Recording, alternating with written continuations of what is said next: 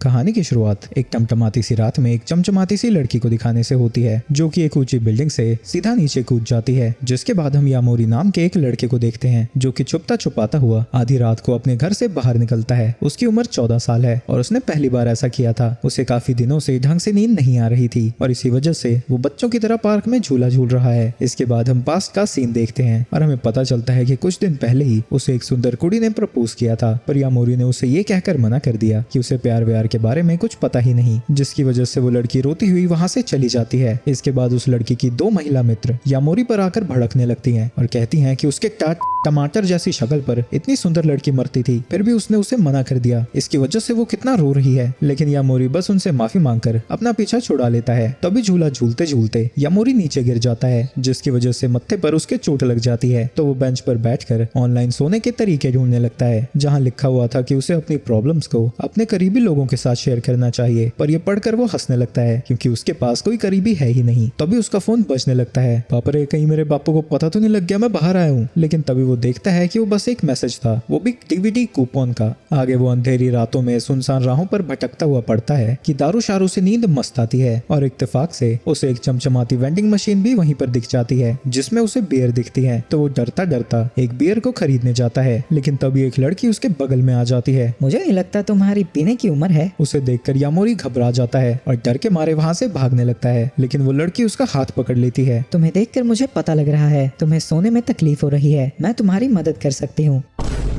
इसके बाद वो दोनों साथ में चलने लगते हैं, जहाँ यामोरी सोचने लगता है कि कहीं वो उसे ऐसी वैसी जगह तो नहीं लेके जा रही। तभी वो लड़की कहती है कि लोग रात में इसलिए जागते हैं क्योंकि दिन में वो वैसी जिंदगी नहीं जी पाए जैसा कि वो जीना चाहते हैं। जिसके बाद वो उसे 3 लोगों को दिखाती है और कहती है कि देखो इनकी जिंदगी कितनी अच्छी थी जो ये रात में खर्राटे मार के सो रहे हैं। अम्मा दारूबाज लोग हैं, वो इसे इतना भी नहीं दिख रहा क्या? नशे में धुत पड़े हैं तीनों। जिसके बाद वो तीनों को हाई फाइव देती है और बड़ी ही कैजुअली बात करने लगती है। यामोरी को लगता है कि उसका कॉन्फिडेंस लेवल बहुत ज्यादा हाई है क्योंकि वो अनजान लोगों से भी इतने अच्छे तरीके से बात कर सकती है। लेकिन वो लड़की कहती है कि रात आजादी के लिए है, अगर वो खुद को आजाद नहीं करेगा तो वो भी कभी सेटिस्फाइड नहीं होगा। यामोरी भी ऐसा महसूस करना चाहता था, तो वो भाग के उन तीनों के पास वापस जाता है और हाई फाइव करने की कोशिश करता है, लेकिन वो बंदा उसके ऊपर उल्टी ही कर देता है, जो देखकर वो लड़की भी हंसने लगती है और दया के तौर पर उसे एक हाई फाइव दे देती है। आगे वो कहती है कि अगर उसे नींद आ रही है तो वो उसके रूम में चल सकता है।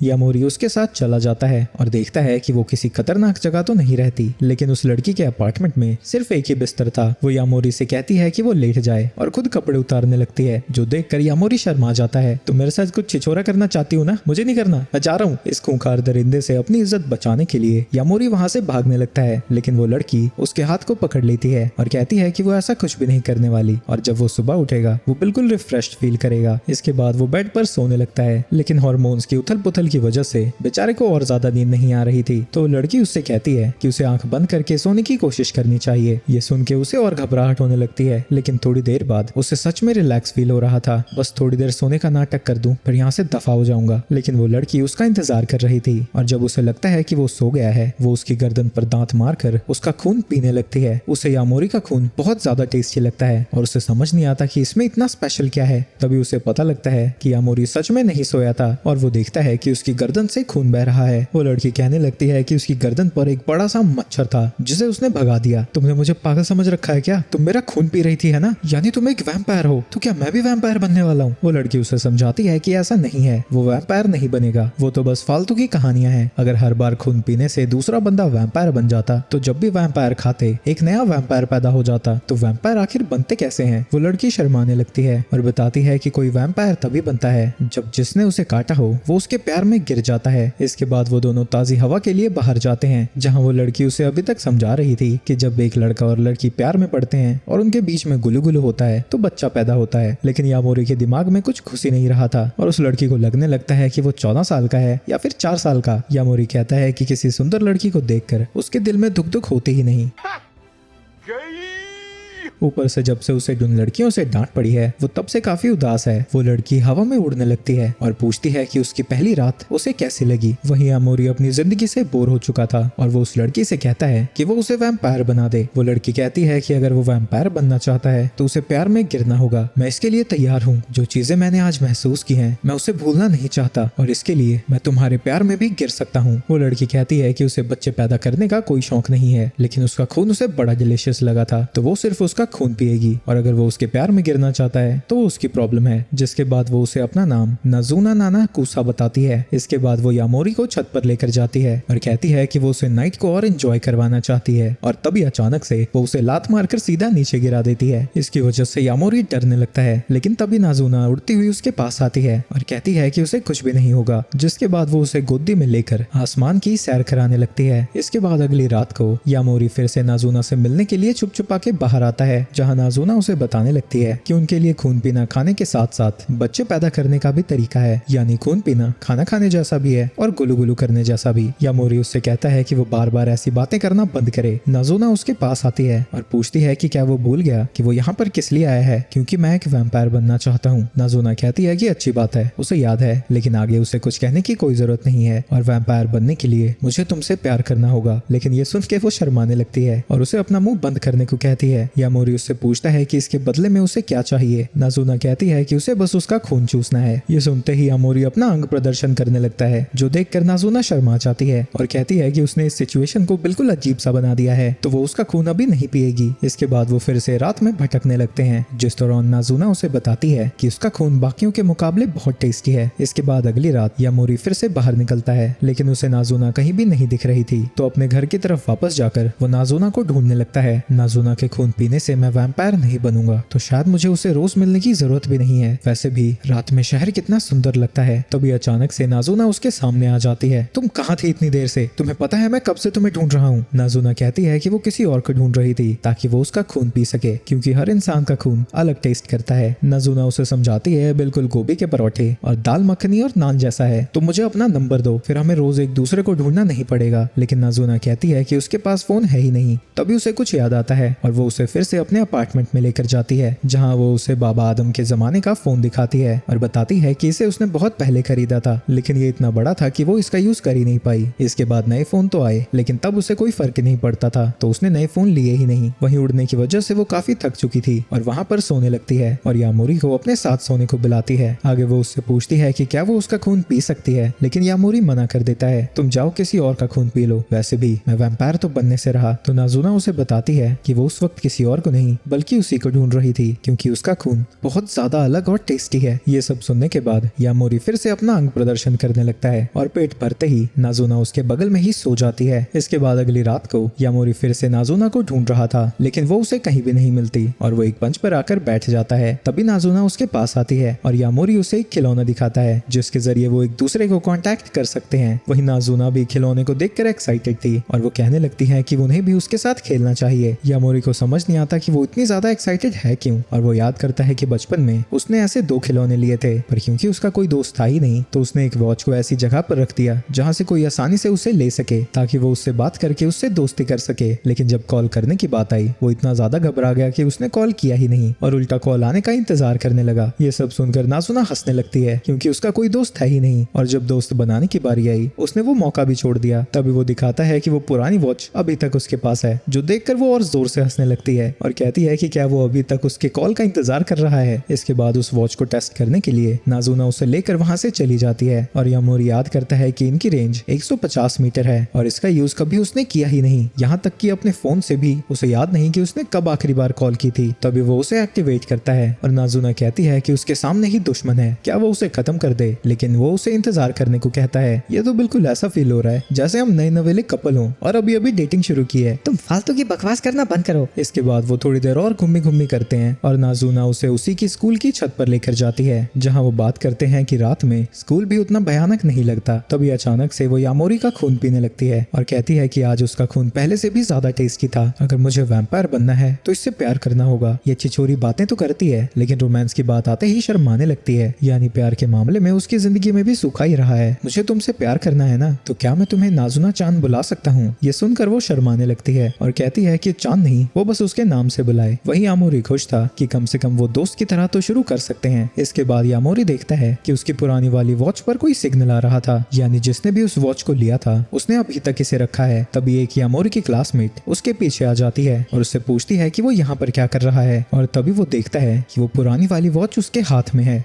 इसके बाद हम पास्ट का सीन देखते हैं जब नाज़ुना उससे पूछती है कि क्या सच में उसका कोई दोस्त नहीं है। बचपन में मेरे कुछ दोस्त थे पर काफी सालों से मैं उन्हें मिला नहीं हूँ, तो मैं उन्हें दोस्त कैसे बुला सकता हूँ। इसके बाद हम फिर से उसी सीन पर आते हैं जहाँ यामोरी की पुरानी दोस्त अकीरा वहाँ पर पहुंची हुई थी। यामोरी पूछता है कि उसके पास वो ट्रांसीवर क्या कर रहा है, तो अकीरा कहती है कि उसी ने तो उसे दिया था, जो सुनकर वो कंफ्यूज हो जाता है। आगे वो कहती है कि वो दोनों हमेशा दूसरी क्लास में हुआ करते थे, इसकी वजह से उन्होंने धीरे धीरे बात करना बंद कर दिया, तो उसे लगा कि वो उस वॉच पर उसे कॉल करेगा, पर यामोरी ने कभी कॉल किया ही नहीं। आगे वो कहती है कि यामोरी काफी दिनों से स्कूल नहीं आ रहा था, इसलिए उसने इस वॉच का यूज करने का सोचा। तभी यामोरी को याद आता है कि उस वॉच को उसने अकीरा के रूम नंबर वाले मेल बॉक्स के ऊपर रखा था। अकीरा कहती है कि उसे उसकी फिक्र हो रही थी क्योंकि वो दोनों दोस्त हैं, इसलिए तो उसने उसे ये वॉच दी थी। यामोरी समझ जाता है कि ये सब कुछ एक बड़ी गलतफहमी है। तभी उसे याद आता है कि बचपन में वो दोनों साथ में खेला करते थे, लेकिन जैसे जैसे उनकी क्लास बढ़ती गई उन्हें साथ में खेलने का समय मिला ही नहीं। यामोरी उससे पूछता है कि वो इतनी सुबह यहाँ पर क्या कर रही है। अकीरा बताती है कि उसे सुबह चलना पसंद है और वो अभी स्कूल जा रही है, और जाने से पहले वो उससे कहती है कि क्या कल वो दोनों इसी समय पर मिल सकते हैं। इसके बाद यामोरी नाज़ुना के घर के पास जाता है और उसे बताता है कि उसका सच में एक दोस्त था। सिर्फ एक दोस्त? तुमने ये बताने के लिए मेरी नींद खराब कर दी, सोने दो मुझे। इसके बाद अगली रात को सोने के बाद सुबह 3:30 बजे ही वो वहाँ से जाने लगता है। नाज़ुना कहती है कि वो तो बस मजे करके चुपचाप यहाँ से जा रहा है। क्या मतलब मजे करके? इसमें तुम्हारा फायदा होता है, मेरा नहीं। तभी नाज़ुना कहती है कि उसकी हरकतों को देखकर लग रहा है कि वो किसी लड़की से मिलने जा रहा है, जो सुन के यामोरी अजीब तरीके से मना कर देता है, जिससे नाज़ुना का शक बढ़ने लगता है। लेकिन यामोरी जल्दी से मना करके वहाँ से भाग जाता है। जिसके बाद वो फिर से अकीरा से मिलता है। वो याद करता है कि वो पहले बहुत ज्यादा बात करती थी और पूछता है कि क्या वो उसके साथ समय बिताना एंजॉय कर रही है, जिस पे वो हाँ कहती है। और ये सुन के वो सोचने लगता है कहीं अकीरा उसे पसंद तो नहीं करती। तभी उसे एक परछाई दिखती है जो कि नाज़ुना थी। उसे लगता है कि वो गुस्से में होगी, लेकिन वो बिल्कुल चिल थी और पूछती है कि वो दोनों ऐसी जगह पर क्या कर रहे हैं। अकीरा उससे पूछती है कि क्या वो उसे जानता है, तो नाज़ुना कहती है कि उसे फिक्र करने की कोई जरूरत नहीं है, उनका रिलेशनशिप सिर्फ शारीरिक जरूरतें पूरी करने के लिए है। तुम्हारी जबान से हमेशा छिछोरी चीजें क्यों निकलती हैं? वही उन्हें ऐसे बात करता हुआ देखकर कि उन दोनों में गुलू गुलू चल रहा है, जो सुन के नाज़ुना शर्मा जाती है और उसके सामने ही यामोरी का खून पीने लगती है और बताती है कि फिजिकल रिलेशनशिप से उसका ये मतलब था। इसके बाद वो उन दोनों को एक बार में ले जाती है जहाँ वो खुद बियर पी रही थी, वहीं अकीरा कॉफी और सैंडविच। वो यामोरी से पूछती है कि वो उसे अपना खून पीने क्यों देता है, क्या उसके स्कूल ना आने की यही वजह है? पता नहीं, मैं तुम्हें ये कैसे समझाऊं। अचानक से ही एक दिन स्कूल बिल्कुल बोरिंग हो गया और मुझे समझ ही नहीं आया कि मैं क्या करूं। अकीरा कहती है कि उसे इस फीलिंग के बारे में पता है क्योंकि उसके लिए स्कूल और घर दोनों ही बहुत बोरिंग है, लेकिन फिर भी वो जाती है। आगे वो यामोरी से कहती है कि उसे भी उसके साथ स्कूल चलना चाहिए क्योंकि उसके साथ स्कूल में मजा आएगा। वहीं नाज़ुना को कुछ गड़बड़ लग रही थी क्योंकि अगर वो यामोरी को अपना दोस्त समझती है तो उसने उसे पहले कांटेक्ट क्यों नहीं किया। तभी वो वहाँ से चली जाती है तो यामोरी उसका बिल भर देता है। यामोरी उससे पूछता है कि क्या वो उसके ऊपर गुस्सा है, लेकिन नाज़ुना मना कर देती है। अगर तुम मुझे बताओगी नहीं तो मुझे पता कैसे चलेगा। लेकिन ये सुन के वो उसके ऊपर भड़क जाती है और उसकी थोड़ी बहुत बेइज्जती करने के बाद वहाँ से भाग जाती है। वो छुपकर अपनी दोस्त से मिलने के लिए उससे माफी मांगता है और कहता है कि वो चीजों को क्लियर करना चाहता है। तभी वहाँ पर नाज़ुना आ जाती है और कहती है कि वो नाराज नहीं थी, सिर्फ थोड़ी सी भड़क गई थी क्योंकि उसे लगता है कि अकीरा की वजह से वो फिर से स्कूल जाने लगेगा और रात में समय नहीं बिताएगा। तभी वो उसके चेहरे पर खून देखती है तो यामोरी बताता है कि ऊपर चढ़ते वक्त वो गिर गया था।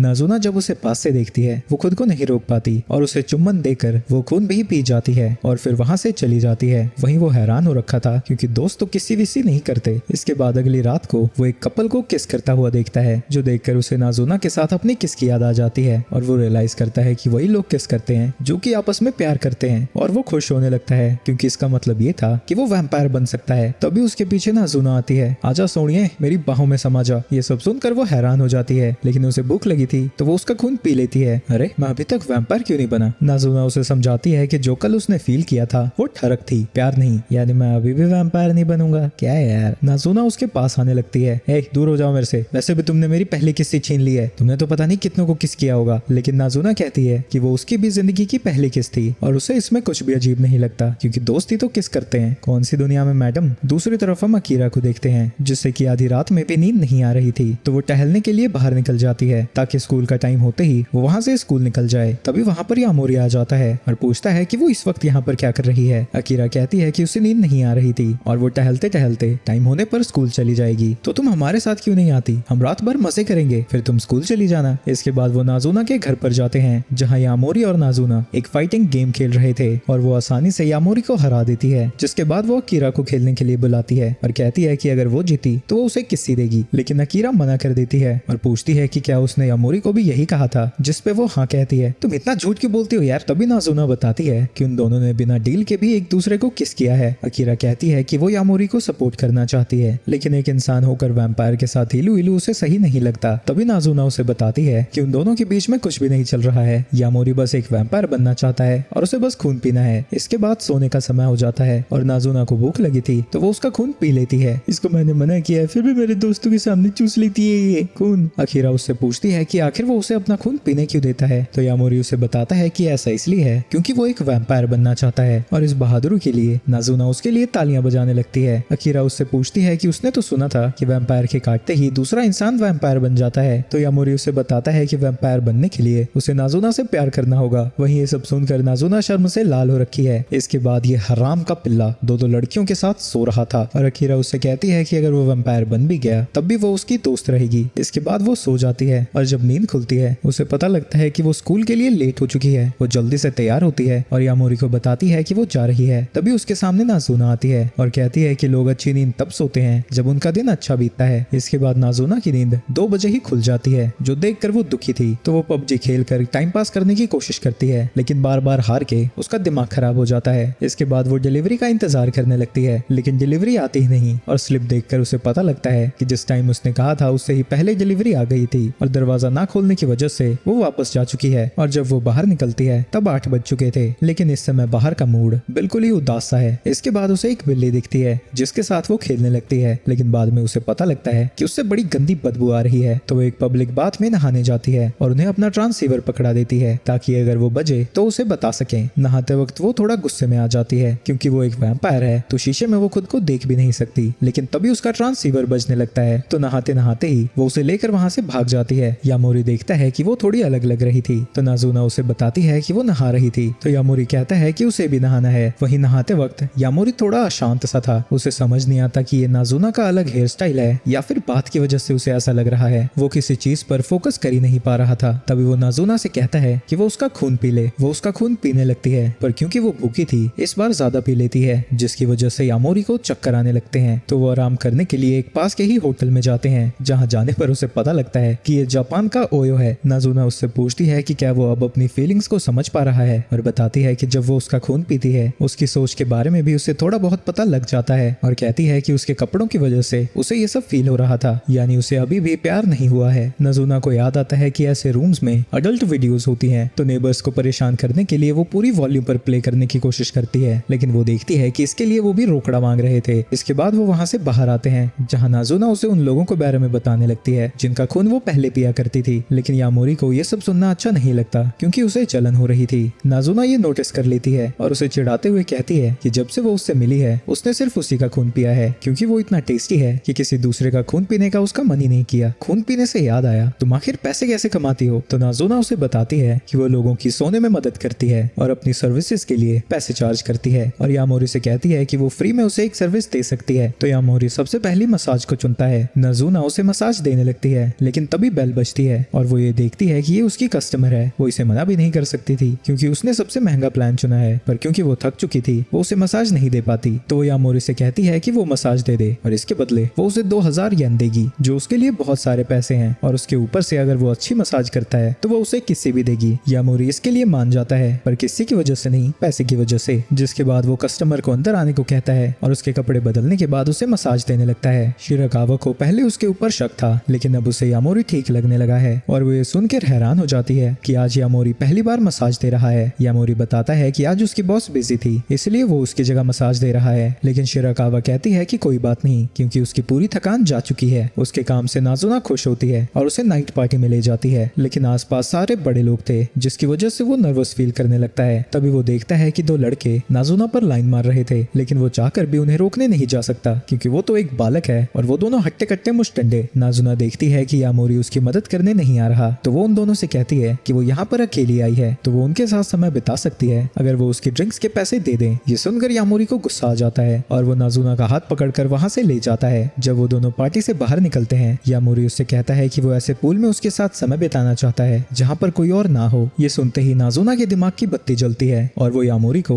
उसके ही स्कूल के पूल में ले जाती है और पहले उसे चिढ़ाने के लिए उससे माफी मांगती है। यामोरी उससे कहता है कि कोई बात नहीं, लेकिन फिर सोचने लगता है कि वो उस समय कैसा महसूस कर रहा था और क्यों। अगली रात यामोरी नाजुना को ढूंढ रहा था पर बारिश होने की वजह से वो बीच में ही अटक जाता है जहाँ वो देखता है कि एक आदमी एक लड़की पर लाइन मार रहा था लेकिन वो उसे मना कर देती है। अचानक से वो लड़की उसके पीछे आ जाती है और बताती है कि लोगों को परेशान करने में उसे बड़ा मजा आता है। तभी वो देखती है कि यामोरी उसकी चेस्ट को देख रहा था और उसे चिढ़ाने लगती है लेकिन यामोरी कहता है कि वो उसे घूर नहीं रहा था। लेकिन तभी वो उसकी कोक लेकर वहाँ से जाने लगती है। उसे वापस लेने की उम्मीद में वो उसके पीछे जाने लगता है लेकिन वो रास्ते में ही उसे खत्म कर चुकी थी। तभी अचानक से वो उसे गले लगा लेती है। वो उसका खून पीने ही वाली थी। उसी वक्त वहाँ पर नाजुना आ जाती है और उसके एक हाथ को काट देती है और कहती है कि वो उसके शिकार से दूर रहे। सैरी अपने हाथ को फिर से जोड़ लेती है और कहती है कि सभी लोग बात कर रहे हैं कि कैसे वो एक इंसान पर अपना समय बर्बाद कर रही है और अगर उसने इसे वैम्पायर नहीं बनाया वो उसे खुद मार देगी। लेकिन जब वो फिर से यामोरी को मारने जाती है नाजुना आकर उसे रोक देती है। यामोरी वहाँ से जाने लगता है लेकिन एक लड़की उसके पीछे आकर उसे पकड़ लेती है और उसे वहाँ से ले जाती है। वही नाजुना सैरी से पूछती है कि वो यामोरी को कहाँ लेकर गए हैं। वो लड़की यामोरी को ऐसी जगह पर लेकर जाती है जहाँ पर 3 और लड़कियां थी और वो तीनों ही वैम्पायर हैं और वो सब बात करने लगते हैं कि उन्हें जल्द ही उसे वैम्पायर बनाना होगा क्योंकि वो एक ह्यूमन को अपने ज्यादा सीक्रेट्स का पता लगने नहीं दे सकते। उन सब की लीडर अपना नाम निको बताती है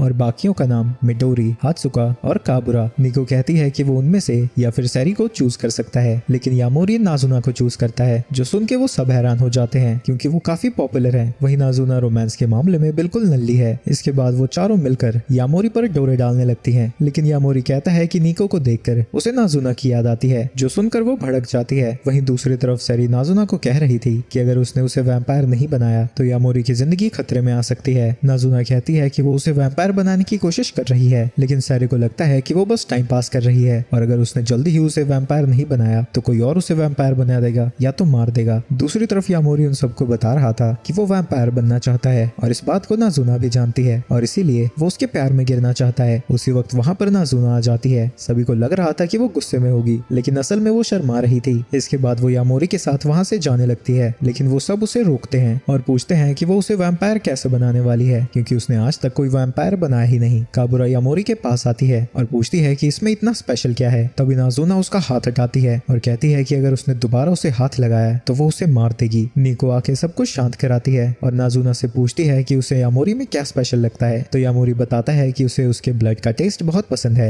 और उनके डील के हिसाब से वो वैम्पायर बनने के बदले उसे अपना खून पीने देता है। निको उसे बताती है कि उसे 1 साल के अंदर वैम्पायर बनना होगा क्योंकि वो इसके बाद वैम्पायर नहीं बन सकता और उनके पास उसे मारने के अलावा कोई और चॉइस नहीं होगी। ये सुन के यामोरी घबराने लगता है और उससे पूछता है कि उसने ये उसे पहले क्यों नहीं बताया लेकिन नाजुना बस हंसती है और कहती है कि वो भूल गई थी। इसके बाद वो लोग पार्टी शार्टी शुरू कर देते हैं। तभी नाजुना को याद आता है कि उसका रिवॉर्ड तो अभी बाकी है तो वो उसके मुंह पर किसी करती है और वहां से उड़कर चली जाती है। घर जाते वक्त वो अकीरा से मिलता है और उसे बताता है कि उसे 1 साल के अंदर ही वैम्पायर बनना होगा। अकीरा उसे शांत कराती है और कहती है कि वो जल्दी से जल्दी बस प्यार में गिर जाए। अगली रात को वो सैरी से मिलता है जिसे देखकर वो डर के मारे भागने लगता है लेकिन सैरी उसे रोकती है और कहती है कि अब वो उसे मारना नहीं चाहती और उसकी सिचुएशन को देखते हुए वो उसकी मदद करना चाहती है क्योंकि उसके पास सालों का एक्सपीरियंस है। अपने ज्ञान को बढ़ाने के बाद वो नाजुना के पास जाता है और उसे डेट के लिए पूछता है लेकिन वो उसे सीधा मना कर देती है और वापस अंदर जाकर गेम खेलने लगती है। क्या तुम्हारी वीडियो गेम मेरी जिंदगी से ज्यादा इंपॉर्टेंट है? नाजुना कहती है कि हाँ बिल्कुल। ये सुन के यामोरी को गुस्सा आ जाता है और वो गेम को बंद करके उसे अपने साथ ले जाता है। सैरी की टिप के हिसाब से वो सबसे पहले उसे सैयारा दिखाने लेकर जाता है लेकिन नाजुना उससे पूछती है कि वो उसे डेट पर लेकर आया है या टॉर्चर करने तो यामोरी उससे माफी मांगता है और लिस्ट के हिसाब से वो उसे एक कैफे में लेकर जाता है। वहीं उसका दिमाग खराब हो रखा था और वो उससे पूछती है कि ये लिस्ट उसे दी किसने। यामोरी याद करता है कि सैरी ने उसका नाम लेने से मना किया था क्योंकि वो उससे नफरत करती है लेकिन तभी वो उसकी जेब से लिस्ट को निकाल लेती है और उसे पता लग जाता है कि ये सैरी ने लिखा है तो वो उसके प्लान को घटिया बोलकर वहां से चली जाती है। वहीं रात को गेम खेलते हुए नाजुना को भूख लग जाती है तो वो दोबारा से उस लिस्ट को देखती है और यामोरी के पास जाती है और कहती है कि क्या वो लास्ट आइटम को कंप्लीट करना चाहता है जो कि नाइट व्यू के साथ खाना खाना है। वो उसे उड़ाकर वहां से ले जाने लगती है और पूछती है कि एक डेट आखिर आखिर होती भी क्या है, क्योंकि वो तो ऐसा हर रोज किया करते थे। अगली रात जब वो नाजुना से मिलने जा रहा था, उसकी मुलाकात अपने पुराने दोस्त से होती है जिसका नाम माहिरो था। वो प्लेग्राउंड में जाकर बात करने लगते हैं और हमें पता चलता है कि बचपन में वो दोनों काफी अच्छे दोस्त थे, लेकिन जैसे जैसे वो बड़े हुए उनकी क्लास अलग हो गई और धीरे धीरे पूरी तरह से बात होनी बंद हो गई। माहिरो काफी पॉपुलर है और उसके ग्रेड्स भी अच्छे आते हैं, लेकिन वो यामोरी से माफी मांगता है क्योंकि पहले भी उन्हें बात करने का मौका मिला था लेकिन उसने नहीं की। यामोरी भी उससे माफी मांगता है और कहता है कि वो फिर से बात करके बहुत खुश है। तभी वहाँ पर अकीरा आ जाती है और कहती है कि उनकी बातें उसे बड़ा अजीब सा फील करा रही हैं और अकीरा माहिरो को बताती है कि यामोरी का एक लड़की के साथ लप्पा झप्पा चल रहा है। लेकिन तभी माहिरो को घर से कॉल आता है और वो जाता हुआ उनसे कहता है कि वो फिर से उनसे ऐसे मिलना चाहता है। इसके बाद यामोरी और अकीरा भी अपने अपने रास्ते निकल जाते हैं। जब वो नाजुना के साथ चल रहा था तभी सैरी उसे देख लेती है और दौड़ती हुई उसे गले लगाने जाती है, लेकिन तभी नाजुना आकर उसके मुंह पर घुटना मार देती है। सैरी कहती है कि वो यहाँ पर लड़ने नहीं आई है, बस साथ में मजे करना चाहती है, लेकिन नाजुना उसे याद दिलाती है कि उसने कहा था कि ह्यूमन और वैम्पायर दोस्त नहीं हो सकते।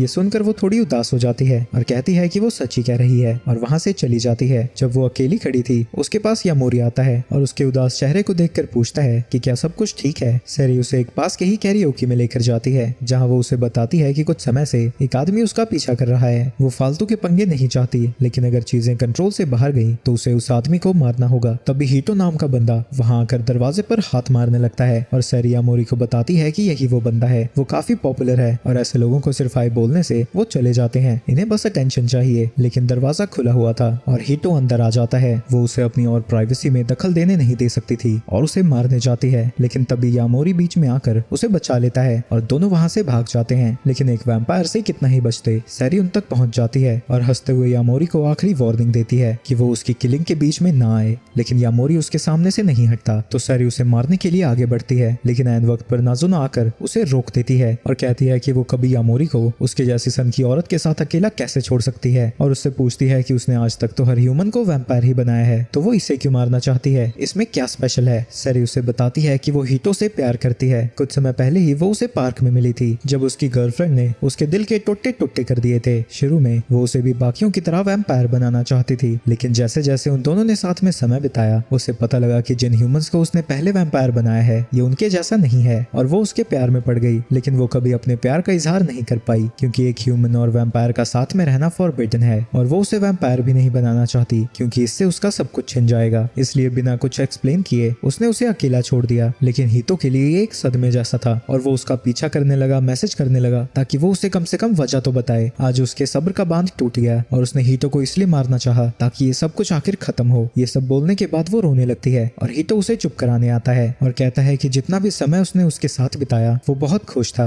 और अगर इस खुशी के लिए उसे वैम्पायर बनना पड़ता है तो वो इसके लिए भी तैयार है। तो सैरी उसके हाथ पर काटती है। वहीं वो दोनों उन्हें देख रहे थे और यामोरी कहता है कि काश उनकी रिलेशनशिप भी उन दोनों जैसी होती। इसके बाद वो चारों सेलिब्रेट करने वापस से कैरियोकी में जाते हैं। अगले दिन नाजुना कह रही थी कि उसका बिजनेस बिल्कुल नहीं चल रहा है, उसकी सर्विस के लिए बहुत कम कस्टमर्स आ रहे हैं, तो वो यामोरी को बाहर भेज देती है ताकि वो किसी थके इंसान को ढूंढे। रास्ते में यामोरी को एक यांको नाम की औरत दिखती है जो कि अकेली और थकी हुई दिख रही थी। यामोरी उससे बात करने लगता है और पूरी कोशिश करता है कि वो उसे ठरकी लौंडा ना समझे, लेकिन एंको को लगता है कि वो उस पर लाइन मार रहा है और इससे पहले कि यामोरी को कुछ समझ आता वो दोनों एक रेस्टोरेंट में थे। यामोरी उसे समझाता है कि वो उस पर लाइन नहीं मार रहा था, वो तो बस अपने बॉस के कहने पर कस्टमर्स ढूंढ रहा है। एंको कहता है कि वो 18 साल से कम का है और लीगल वर्किंग आवर्स के बाहर काम क्यों कर रहा है, वो इसके लिए उसके बॉस की कंप्लेंट कर सकती है। ये सब सुनकर यामोरी घबराने लगता है, लेकिन एंको कहती है कि वो बस मजाक कर रही थी और वो समझ सकती है कि अगर उसके जैसा बच्चा इस वक्त काम कर रहा है तो उसकी कोई ना कोई वजह होगी। आगे वो बताती है कि वो एक प्राइवेट डिटेक्टिव है और मर्डर्स, पति का काम वाली के साथ अफेयर और गुम हुए लोगों की रिपोर्ट्स को इन्वेस्टिगेट करती है। जिसके बाद वो उसे एक फोटो दिखाती है और पूछती है कि क्या उसने इस इंसान को देखा है। उसे देखकर यामोरी घबरा जाता है क्योंकि वो हीटो की फोटो थी और वो डरा हुआ कहता है कि वो उसे नहीं जानता, लेकिन उसकी घबराहट को एंको नोटिस कर लेती है और उसे खींचकर कहती है कि जो भी वो जानता है उसे बता देना चाहिए। लेकिन तभी वो वापस से पीछे बैठ जाती है और उसे डराने के लिए माफी मांगती है और वहां से जाते हुए कहती है कि अगर कोई उसे इन्फॉर्मेशन मिले तो उसे जरूर कांटेक्ट करे। लेकिन असल में एंको छुपकर उसे फॉलो करना चाहती है क्योंकि उसे पता है कि वो कुछ ना कुछ तो जरूर जानता है। इसके कुछ दिन बाद यामोरी माहिरो और अकीरा से मिलता है और वो तीनों साथ में स्कूल जाते हैं। माहिरो कहता है कि यामोरी स्कूल नहीं आता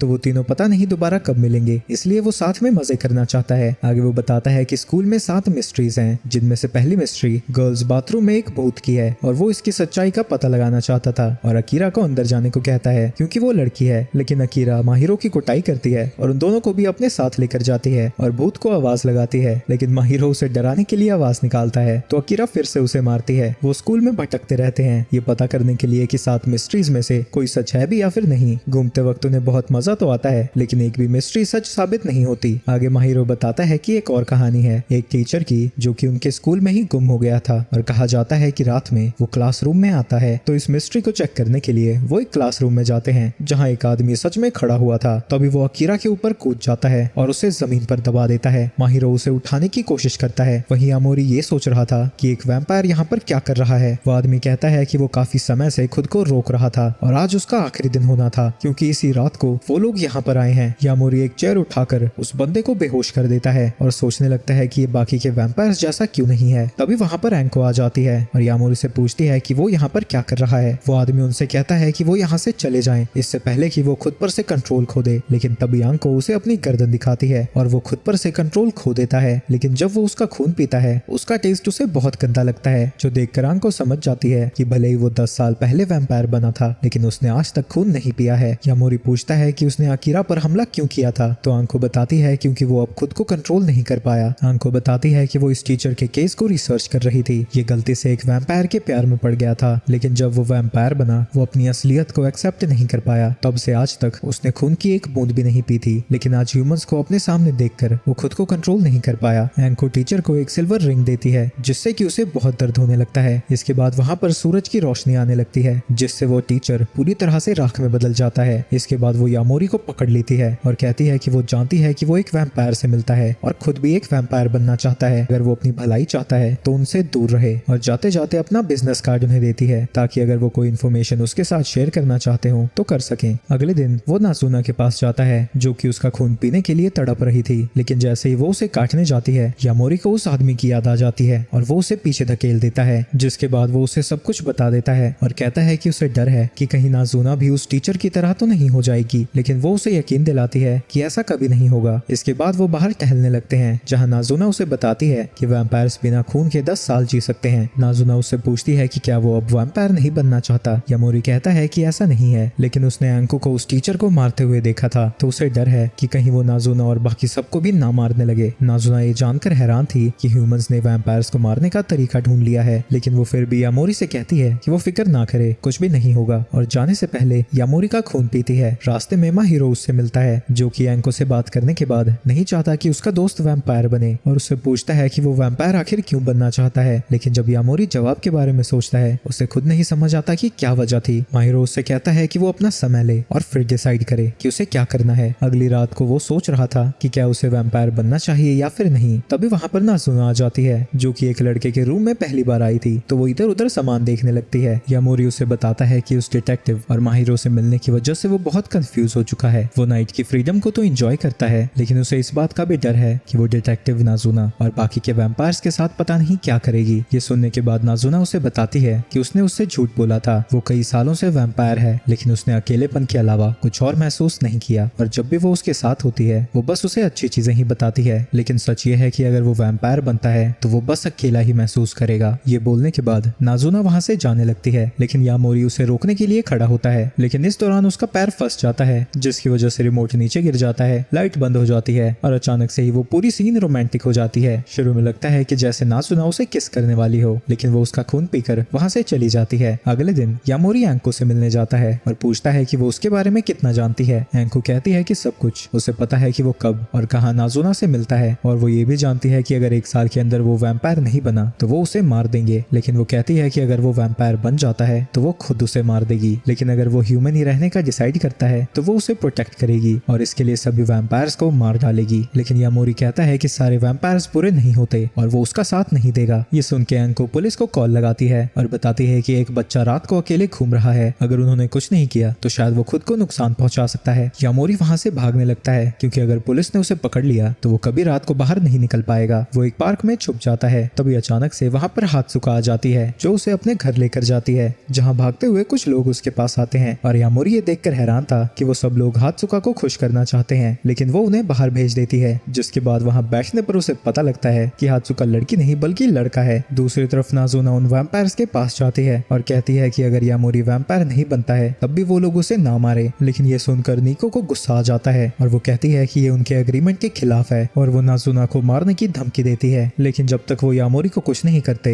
नाजुना को इससे कोई प्रॉब्लम नहीं थी, लेकिन वैम्पायर्स का एक दूसरे की जान लेना मना है तो निको कहती है कि वो यामोरी को ही खत्म कर देगी। नाजुना उसे धमकी देती है अगर उसने ऐसा कुछ किया तो वो उसे जिंदा नहीं छोड़ेगी। दूसरी तरफ हात्सुका कहता है कि वो उसके प्यार में आसानी से पड़ सकता है और वैम्पायर बन जाए। यामोरी जानता है कि वो लड़के के प्यार में तो फंसने से रहा, लेकिन फिर भी वो पूछता है कि ये पॉसिबल कैसे है, तो हात्सुका उसे बताता है कि वो लोगों को ब्रेन वॉश कर सकता है जिससे उन्हें ऐसा लगता है कि वो उसके प्यार में पड़ चुके हैं और वो ऐसा यामोरी के साथ भी कर सकता है, लेकिन यामोरी मना कर देता है क्योंकि वो नाजुना से प्यार करना चाहता है। हात्सुका कहता है कि उसे जल्दी करनी होगी क्योंकि वो भी नहीं जानता कि निको गुस्से में क्या कर सकती है, तो यामोरी वहां से निकल जाता है और भागता हुआ नाजुना को ढूंढने लगता है और सीधा उन वैम्पायर्स के अड्डे पर पहुंचता है। लेकिन तब तक नाजुना वहां से जा चुकी थी और यामोरी उसे ढूंढने के लिए निकलने लगता है, लेकिन निको उससे कहती है कि नाजुना ने कहा है कि वो उसे नहीं देखना चाहती। ये सुन के वो गुस्से में उसे चुप रहने को कहता है। वहीं पुलिस अभी भी उसे ही ढूंढ रही थी तो वो उनसे बचने के लिए बिल्डिंग से नीचे कूद जाता है। दूसरी तरफ नाजुना को लग रहा था कि यामोरी उससे नाराज होगा क्योंकि उसने उससे झूठ कहा था कि उसे नाइट को एंजॉय करना आता है, लेकिन तभी यामोरी उस तक पहुंच जाता है और ये बिल्कुल कहानी की शुरुआत जैसा था, बस दोनों की पोजीशंस बदल चुकी हैं। यामोरी कहता है कि वो उससे प्यार करना चाहता है और जब भी वो साथ में समय बिताते हैं उसे बहुत मजा आता है। ये सब सुनकर नाजुना उसे पकड़कर किस करने लगती है और कहती है कि अब से